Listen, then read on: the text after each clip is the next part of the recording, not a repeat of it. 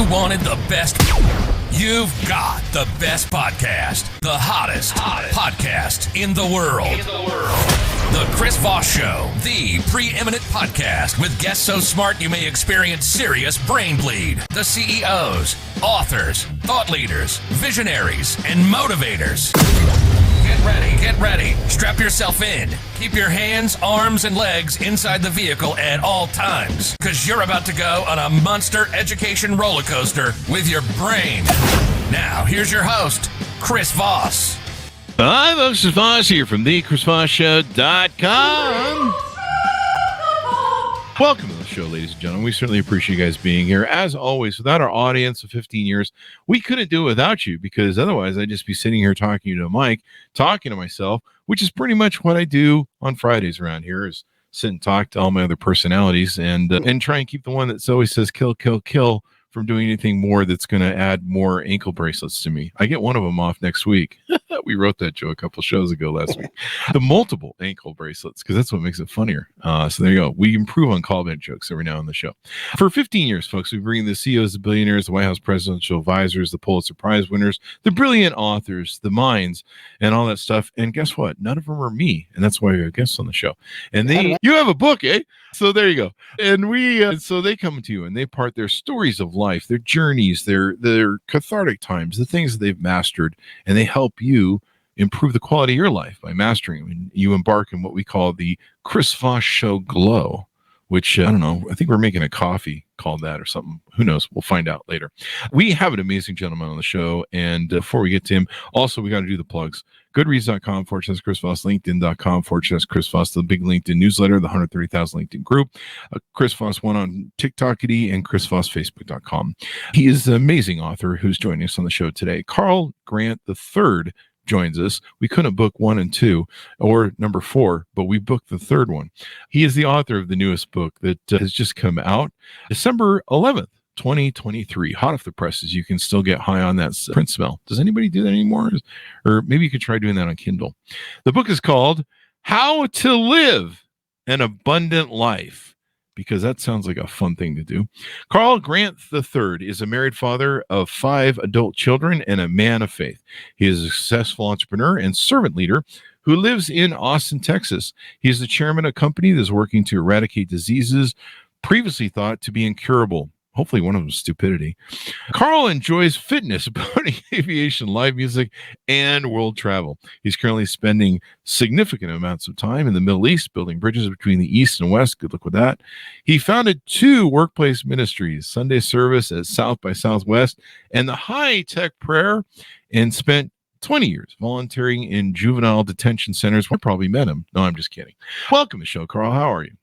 Thanks, Chris. Good to be here. There you go. Now my audience is checking my rap sheet. So there you go.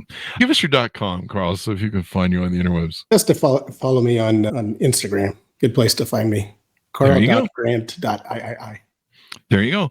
So give us a 30,000 overview of what's inside your new book and what it entails. Yeah, Chris. So I spent most of my life doing professional services business development, meaning that I was the first business development hire at PricewaterhouseCoopers, where I grew the market share there by 33%. And then I was global head of business development at Cooley for 20 years. When I got to the firm, we had $310 million in revenue annually. And when I left, we had over $2 billion in revenue. Wow. When I left after 20 years, I initially embarked upon writing a business book about how I did what I did in those jobs. And as I sat down to put, pen to paper, I really got to thinking about how I did what I did, what worked, and the fact that that's really a niche audience. Like, there's not too many people that are going to, try to sell accounting and legal services. So I really started to think about how I applied those principles that made me successful at work, at home, and in the community. And so I expanded the scope of the book to talk about your life, right? Because a lot of what I did in those jobs to be successful was contrary to human nature. And that's the approach that I take in the book. It's really, if you think about, you want something from somebody else, is your way to get that thing from that other person going and asking for it? No, it's actually not. It's actually being giving towards that other person. And if you're giving in all aspects of your life, at home, in the community, in your work life, you find that people want to give back to you. And so it's really kind of a contrary view that most people take in business books of how to sell things and how to do things. There you go. And as we talked about in your biography, you espouse servant leadership, which I think a lot of people are still adapting to. You can pick your words, people. Go for it. And, we talk about a lot on the show, since leadership's a favorite topic of mine, in being a servant leader. And I think a lot of that's changing in the business environment and every place else. Give us a little bit of your history, Carl, in your words. What's your journey through life? What got you involved in the things you did? What shaped you? Hurt you as a child? No, I'm just... Yeah, so I was a bad kid, just like you, Chris. But so I was a complete atheist until the age of 24. And so I just did whatever I wanted to do. There were no bounds on my life whatsoever. And I was a very selfish person. And while in grad school, I came to faith. And that's really where things started to change for me. When you talk about servant leadership, I remember when I first opened the Bible and I saw a Bible verse that said, quoting Jesus, "He who wishes to be first must be last and servant of all." That just blew my brain. I'm like, whoa. And I had to try to think about, what does that look like? Right? Because who doesn't want to be first? But how can you be last and servant of all? And so I was a military officer at this point in my life. And I was really trying to, that verse stopped me dead in my tracks because I wanted to know what that looked like. And I thought about, as an officer in the military, you're hungry just like everybody else. But when it's time to eat, you don't go and eat first. You put your soldiers in front of you. You feed them first. You eat last. That's what it's like to be last and servant of all. And if you take that approach in every aspect of what you do with your family, if you go me, and I'm going to do everything for myself, it doesn't work well. And so instead, like in my personal finances, right, I put God first. I give 10% of what I get, and then I've got 5 kids and a wife, and horses, and you got a lot of giving there. A dog, right? And so my whole life has been giving. And you know what? Through that, I found abundance, right? And so many people I know have all of these horrible problems. They're thinking about all of their problems. And I look at them, I'm like, you know what? I don't have time to have problems. I'm dealing with everybody else's problems. Grant, Carl, you got to quit following my Facebook feed. And then you won't see other people have all the problems. I'm just sorry. I had to get the joke in. No, it's real stuff. But it took me, I lived it for, I'm 57 years old now. I've lived it. Right. And then doing this book, it was really a time of reflection, just looking back, like, boy, I've had a really good life, a really happy life. And it wasn't because I was trying to get personally rich. It wasn't because I was trying to get everything for me. It's because I was pouring myself out into my family and then into my volunteer work. For 20 years, I went and I led church services in a juvenile detention center. When you go and you visit people whose problems are a lot bigger than yours, it makes whatever you're dealing with seem so small in comparison. I'll never forget the time that I went into the detention center. And normally it's mainly guys in there. There might be one female, maybe 2. This time it was all females. And really? Yeah. And you know what? We finished early this time because the girls don't cut up like the guys do, right? Yeah. And so we were done. And rather than just leave, we had like 10 minutes left. I said, does anybody want prayer? And I never did this again, Chris, because I never opened myself up like this. When these girls came to pray with us individually, one of them told me that her dad was dying of AIDS. Wow. And because she's in the jail and I don't know what was wrong with their other sibling, he was all alone. And, that really, that hurt me, thinking about that. And then the next girl came and she said, my mother was beat into a coma by her boyfriend. Jesus. And I can't be there with her because I'm stuck in jail.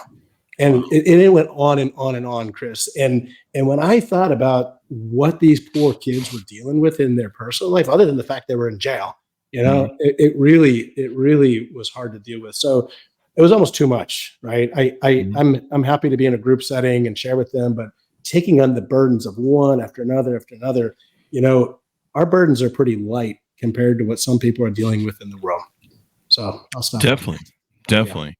It's indicative, if you study why most people are in prison, their childhood lives aren't that great. And we need to fix that first, probably, to quit filling our prisons. So you've done a lot of different things. You have a company called Capital Raise. Tell us about what you're doing there. Yeah. So over the 25 years I spent in the marketplace, getting to know companies and getting to know investors. So I figured out very early on when I was selling accounting services for PricewaterhouseCoopers that nobody wants to buy accounting services. Like, audits are like the most boring thing. I'm married to an auditor. She's beautiful, but Did you just call your wife boring? No. I'm teasing she's beautiful, you.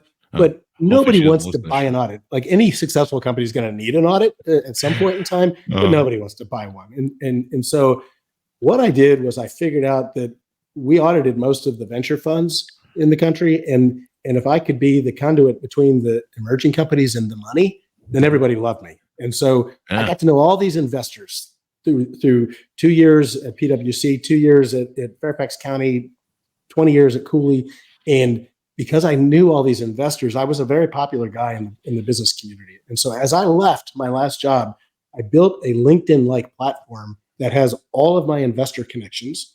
And it has a matching algorithm that matches their investment criteria with companies. When they build a profile on the platform, we can look in there and see on a percentage basis who is the best match for their company and make those referrals. And so I'm doing that business with my son, which is pretty cool because, as you've already established, there is a Carl Grant IV, and so we're kind of interchangeable. And so he works on these. We share an email address, and he works on the referrals. He's actually getting to know not all of the investors yet, but a lot of the investors himself. And so, we're able to get companies to the right investors pretty efficiently.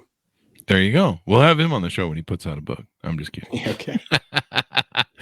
We'll just do them all. We were talking with the Tom Clancy people the other day, last week, and we've had everybody on but Tom Clancy, and we're joking that maybe we can get an AI virtual thing of Tom Clancy so we can make sure we've had everybody on the show for the Tom Clancy teams. So there you go. Now, you have another company, I believe, that you run as well. Right? Or I think you're involved in it. Do I have that right? Connects Partners? Connects Partners is my consulting company. So yeah, okay. Since I've grown all that revenue for these big firms, I have other firms that want to engage me to figure out how I did that. Mm-hmm. I'll go in and I'll do business development training for professional services companies. I've done a large law firm, a large investment bank. I'm doing one of the big four coming up soon. So it's something I really enjoy doing. And then I get engaged by some of them to come in and help them actually write plans and execute plans. And so I don't want to go back doing that full time, Chris. I did it long enough, but I don't mind coming in, spending, a day to a week working with companies to help them improve their business development. There you go. One thing you talk about in your book is finding your purpose and letting it guide your actions is critical. Talk to us about why that's important. What does it mean to find my purpose? What is my purpose? I mean, my purpose today is to get tacos later, but that doesn't sound like what you're talking about. Well, we really do a deep dive on that. And so to do that topic thoroughly, we're not going to be able to do it in a few minutes. Just tease it, man. We're not asking you to write the book on the show, Carl. We tease it out. And there you go. A lot of people wonder, or they feel like they don't have a purpose, right? That's one of the things that we start out like, people enter life and they say, I was a mistake, my parents weren't married or I wasn't wanted or whatever, and we dispel that notion, right? Have you been talking to my parents? No, I'm just kidding. Sorry. So the jokes we do on the show. So we started from the very basics, right? Where we established that everybody's created. God has created all of us for a purpose. And sometimes we need to figure out what that purpose is. And so I walk through how I found what I was meant to be doing. I never set out to do professional services business development. That sounded boring to me, honestly. So I remember when I got a phone call when I was working in this government job doing capital attraction for Fairfax County Economic Development Authority. PricewaterhouseCoopers, the two large accounting firms, then were merging to create the largest professional services organization in the world. And I was the very first person they hired to go out and sell their services. And I never thought I wanted to do that. In fact, when I got the call, I'm like, I don't think I want to do that. And the woman then told me what they were going to pay me. I'm like, okay, I'll do that. I'll do that. And it was a lot more than I was making. That's how I got involved in OnlyFans. I'm just kidding. I don't. It's a joke. Don't do that, Chris. It's a callback joke we use on the show every now and then. Yeah, Yeah, I agree with you. Don't do that. So Don't do that. When I started to do it, I actually found that I was very good at it. And so sometimes you have to take your cues from others to figure out what your purpose is. Like, for example, public speaking is something that terrified me. I remember when I was in graduate school in my mid-20s, and they joked about having us get up in front of the whole class and give an impromptu speech. I was terrified of that. And then later in life, I would have people ask me to speak on something. For example, the scariest thing I could ever imagine speaking is giving the sermon at church. Like, think about that. That's a serious thing to do. And I was asked to do it. And I did it. And then afterwards, I had people actually come up to me and say, that was really good. You were really good. And so sometimes you have to take your cues from other people to say, oh, you should be doing this, or you're a good speaker. For example, taking cues from others. I wanted to be able to play guitar and sing. I went to this Luke Bryan concert way back when he was just getting started, and he blew my socks off. That dude could sing and play the guitar so well. I was in a private little reception where he was playing, and so I got on my phone and ordered a guitar, and I started taking voice lessons and started playing the guitar on YouTube. And after doing this for a year and a half, my wife said, maybe you ought to give it up. Oh, I know. Ouch. And I just didn't have the gift. Like, as much as I thought that these country bumpkins, this can't be that hard to do this, right? But it is. Like, if you don't have the gift, forget it. But you know what? I've got the gift of speaking, and I had to try it, and had to have people tell me that I was good at it. And so, look, now I'm a writer, I'm a speaker, I train people on how to do things. These are all things that I never set out to do. They're things that I found along the way. And so I take the readers through a journey of how to figure out what you're good at, and then lean into those things, and how to listen to others as they let them know. Sometimes you don't see it in yourself, right? Like, most of us are pretty insecure. You get up and speak. You don't know that you were a good speaker. I didn't know that I was a good speaker, but you hear it enough from people as you do it, and you're like, maybe I'm a good speaker. So I was just invited to go to Pakistan and speak in front of thousands of people. And, that's a pretty daunting thing to do, Chris. I mean, plus if you don't do it well, they'll shoot at you probably. I don't know. You're the only American in this room. I mean, obviously, and you're speaking on a topic way out of your comfort zone, and to people that you don't know. And boy, you better be good at what you're doing, or else you're going to bomb. There you go. Finding purpose is so important. I find that to be something, it seems like a lot of people are listless now. They're looking at Instagram and they think that, I don't know, chasing Kardashians is their purpose. A lot of young men or men, I find, don't seem to find their purpose till their midlife crisis in life. They think it's one thing and it's another.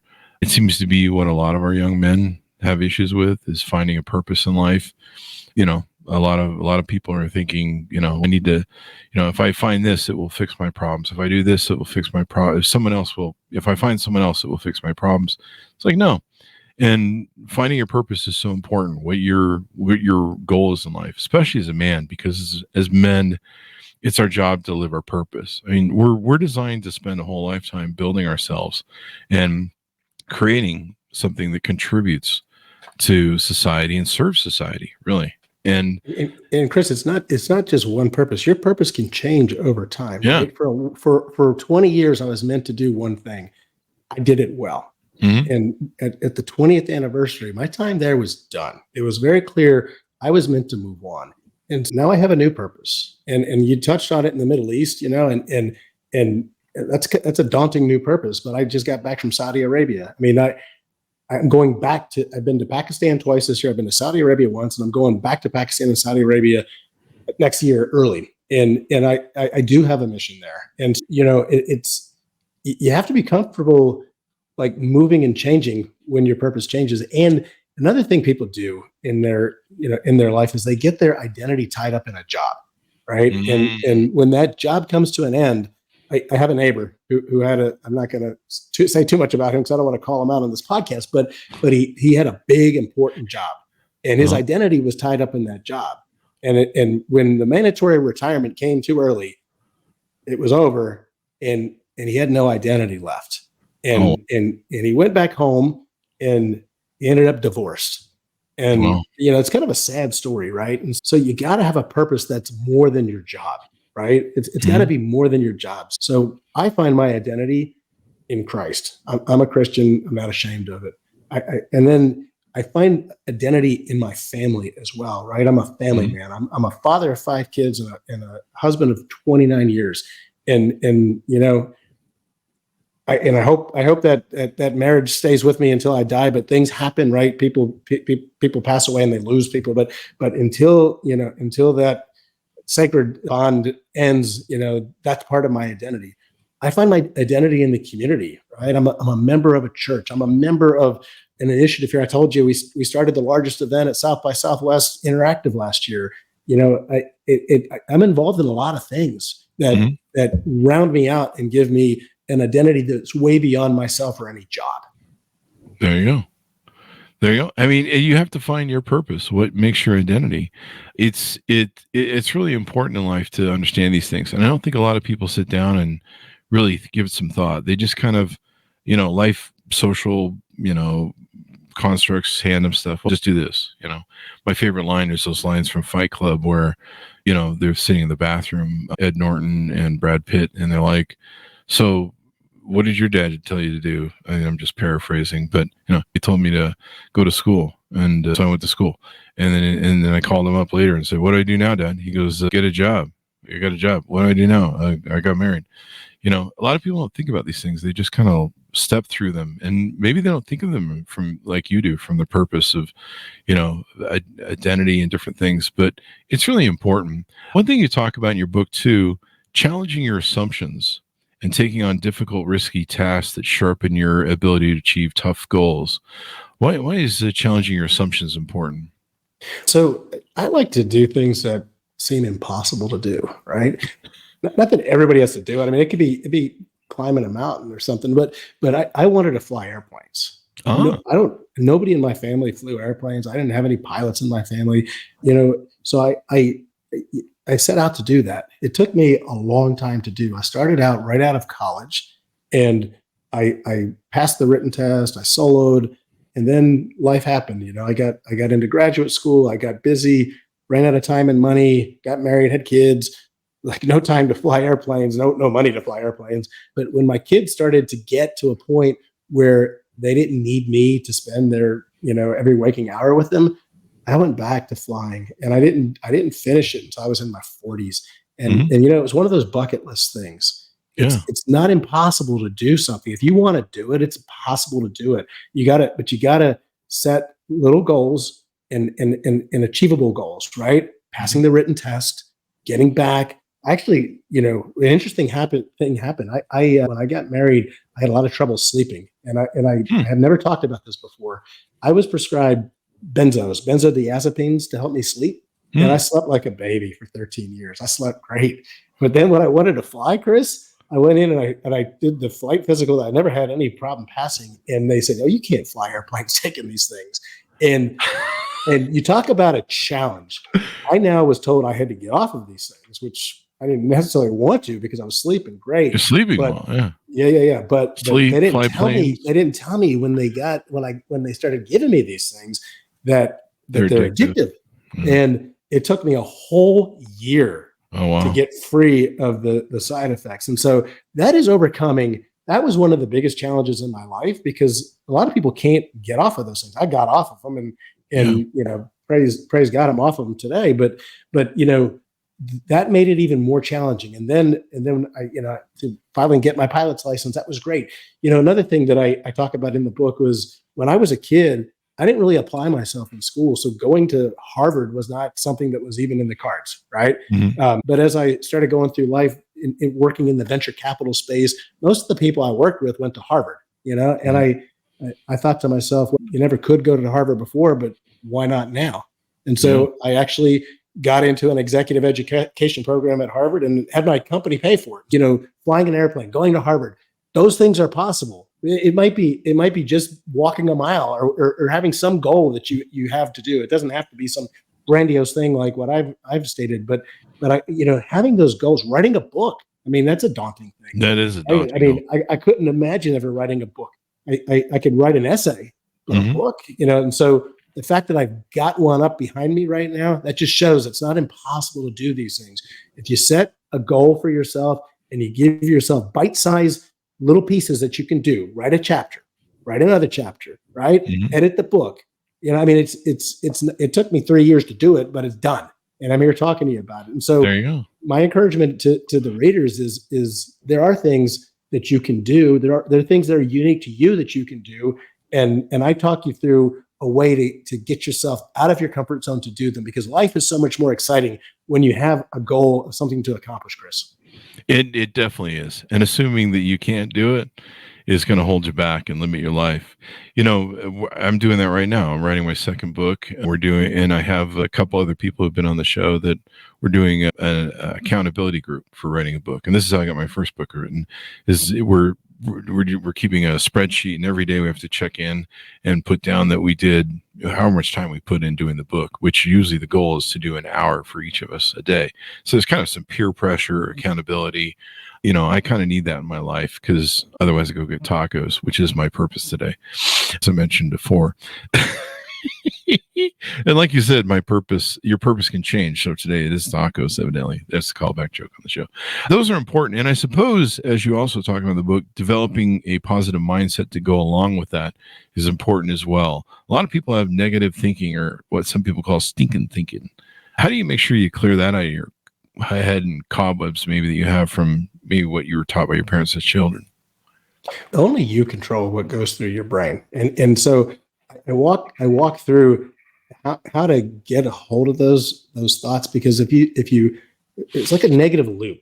You speak negative words, you think negative thoughts, and if it's all you dwell on it, and I've been guilty of this in the past. It's just taken years to figure this out, Chris, and it's not something that comes naturally. Most of us have negative thoughts. And one of the things that I've started to do, and this works for me, there may be other things that work for other people, but this is, you replace those thoughts with other thoughts. And so something my wife and I started doing together is we wrote down all of the promises that God has made to us in the Bible.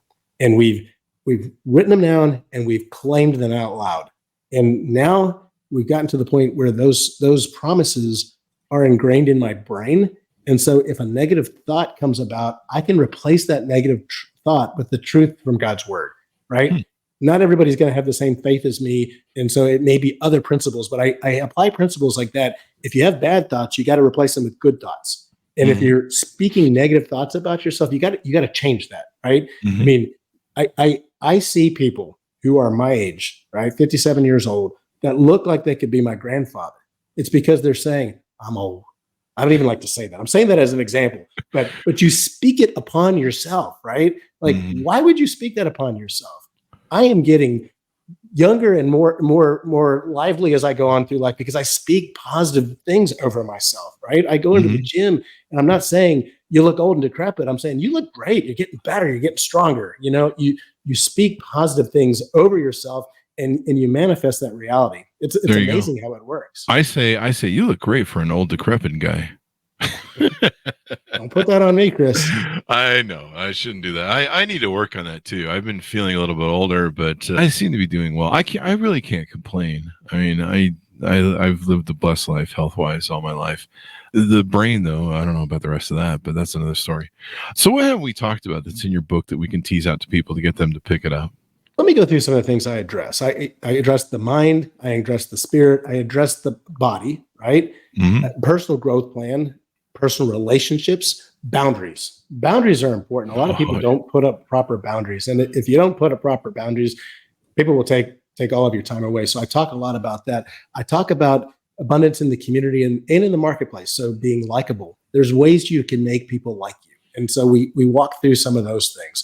Developing character and building a legacy and becoming part of a community and developing a positive mindset. So we try to take a very well-rounded approach. And then in each chapter, I have a little workbook type thing where you can go through and make sure you're applying the principles that we talked about in the chapter to your life.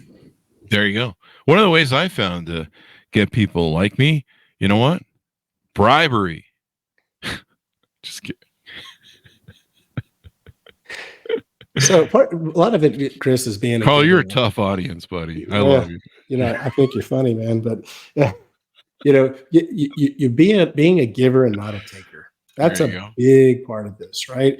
When I sit down in the business community, and if all the other person is looking for is what I can give them, it's not a very exciting conversation, right? But if I sit down with somebody who's out giving me, I'm like, oh, you need to know this guy, and let me introduce you to this person. And you know what? I know this organization, and I can get you into there. When there's that mutual exchange of two people trying to help each other out and advance each other's careers or what they're trying to accomplish, it's a beautiful thing, right? And so that's something I've always tried to do, not just in the business world, but in my family, right? My kids want to advance in their lives. They want to get into college. They want to be successful as they're getting into their careers. I try to be helpful to them because if you're a blessing to someone else, they turn around, they want to be a blessing to you. This year, I have all 5 of my kids coming home to be with me for Christmas. That's the reward that you get for being a blessing to other people. They want to be with you. Mm-hmm. I want to come to your house for Christmas. Where's my invite? Let me ask you this, though. I play devil's advocate a little bit. What happens? How do you manage it when you're a giver person, you're a servant leader, when people don't reciprocate? When there are people in the world that will take, and there are vampires in the world that will take. How do you manage that in your mind? How do you think about that and not let it destroy your negatively affect your thought patterns?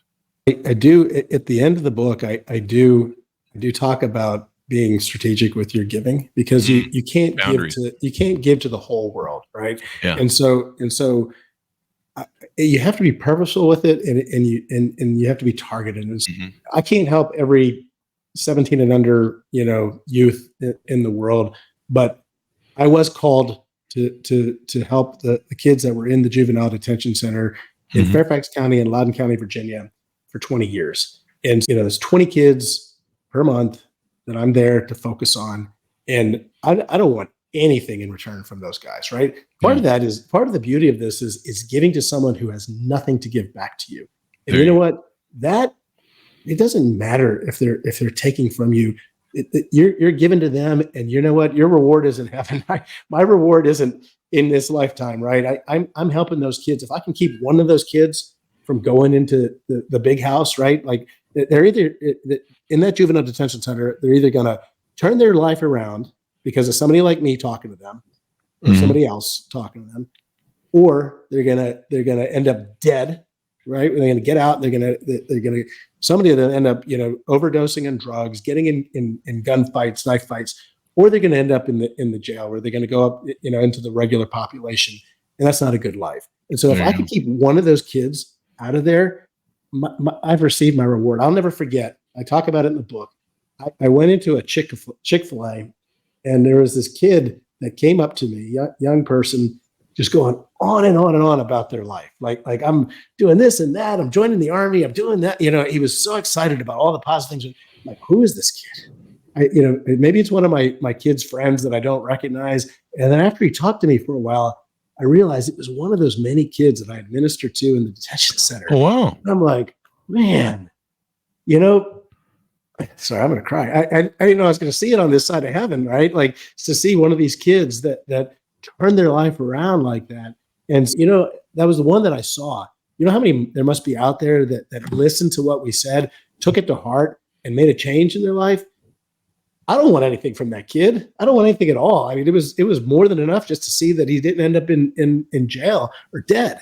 And it's personally rewarding. It doesn't always have to be some sort of monetary reward or some sort of tit for tat. It's not about that. There was one other kid when we were in there. I'll never forget. This kid was a big, mean-looking guy that I swear he was going to kill me if I got too close to him. Right? It was a serious-looking, big 17-year-old kid. And my partner who went in, he had the same reaction. Like, we don't want to get near this kid. And so for months we would be in there sharing the good news with these kids, and he did nothing but to come and just be antagonistic towards us. And it's almost like he had an evil spirit in him.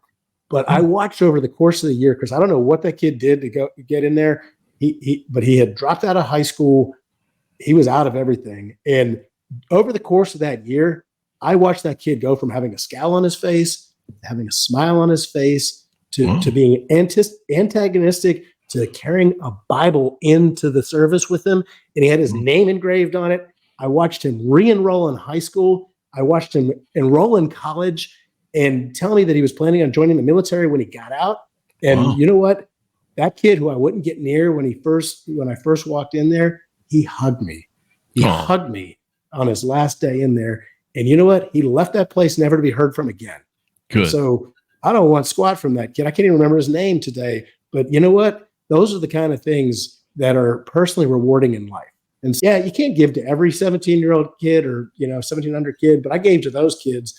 I don't regret 1 minute that I spent. Not one. There you go. I mean, that's one of the purposes that, is good to have as human beings. We leave this place a better place than when we came to it. Amen. And the impact that we can have. There's lots of times where there's been impacts of what I've done when I've shared stuff, sometimes that I didn't want to share because it seemed a little too heartfelt, or, there's a story I'm sure a lot of my audience has heard ad nauseum, but when my dog passed away from a seizure within a half an hour, it was so shocking to me. And so I bled it out with half a bottle of vodka onto Facebook on a post. And I sat there for a half an hour looking at it going, I really don't want to post this. This is like too personal. It's no one who gives a crap, my whatever. And then I shared it and went passed out. And it was amazing to me, the impact it's had. There's people that still remember it all these years later. I think it's been 7 years now and 8 years, and people still remember it. And it was interesting to me that people, because I thought it was kind of selfish too, and people wrote me and they're like, I cathartically going through what you wrote about in your pain, I didn't realize that I hadn't resolved my loss with my father. I hadn't got closure yet over his death. I realized that I hadn't got closure with my pet, or, there's all these people that helped. And I was like, seriously? But, being able to help people on our Twitter account, we were really huge on Twitter. There were 2 times where I was just posting quotes. In fact, it was an auto feeder. We had a quote thing that was auto feeding quotes into Twitter back in the day. And twice I had people write me and they said that they would plan to commit suicide that day. Wow. And they were ready to go. And somehow my random quote that had no intention of any of that had turned their life around, and they decided to go live their life. You've had that a lot in your life, I'm sure. I've had that a lot in life where people pull you aside and you go, and they'll tell you their story about how you helped them. And you're just like, wow, it's crazy how, what you do, you hope that you put good in the world, but sometimes you don't get the feedback. And I'm sure there's a lot of the stories you and I haven't heard about. It comes back tenfold. It comes back tenfold, right? Like for everybody that doesn't, do anything at all good back to you, it comes back. It comes back by people saying good things about you to other people. And that just has a ripple effect. I tell you what, practicing this for all the time that I have, 20 years in my past job, I had literally I sold very expensive legal services. I mean, very expensive. And to sell them, all I literally needed to do was open my email inbox, because I had so many inbounds of people referring people to me because I had done favors for people that it was overwhelming. I couldn't get to all of my emails. That's how it works, right? You put good out into the world and you watch what it comes back. I kid you not, it comes back tenfold. Yeah. And so I have never worried about where my next meal was going to come from, ever. I've never worried about how I was going to pay for my home, my 5 kids, my wife. She stayed home to raise those kids. And just saying, what I've done has worked. And so if you want to read about a guy who lived his life right, I've never cheated on my wife. I've been there for all my kids. I never missed one of their games, never missed a birthday. I'm a guy who did things right, and I lived an abundant life. And what I did was I outlined in the book how I did it, and I made some suggestions about how you can do it as well. Not everything I did for me is going to work for you. So I tamp it back and I say, if taking your kids on these vacations that I did doesn't work for you, go to the park. Go do something that doesn't cost anything. There's things you can do to be a blessing to your kids in their life. I mean, when I was younger and we didn't have any money, we'd go watch airplanes land at the airport. My kids loved it. We'd go lay out on the ground and look at the stars. I mean, we just spent time together doing things that didn't cost a lot.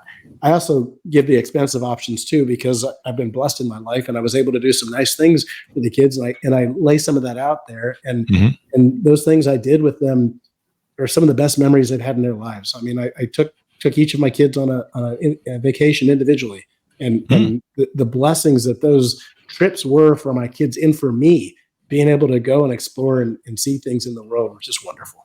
There you go. You've inspired the hell out of us, Carl. It's been fun to have you on and inspiring. Give us your final thoughts as we go out. Pitch on people to order up the book.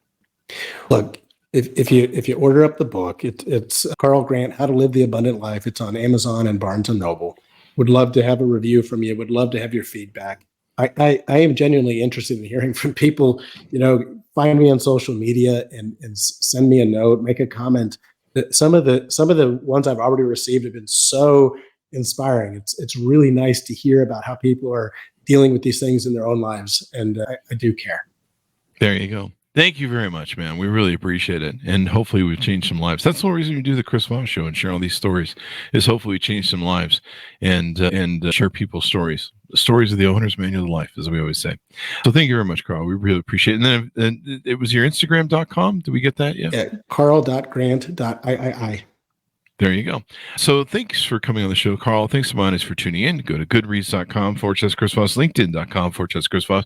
Chris Voss, one on the TikTokity. Subscribe to the big LinkedIn newsletter and the 130,000 group on LinkedIn. Thanks for tuning in. Be good to each other. Stay safe. And we'll see you guys next time.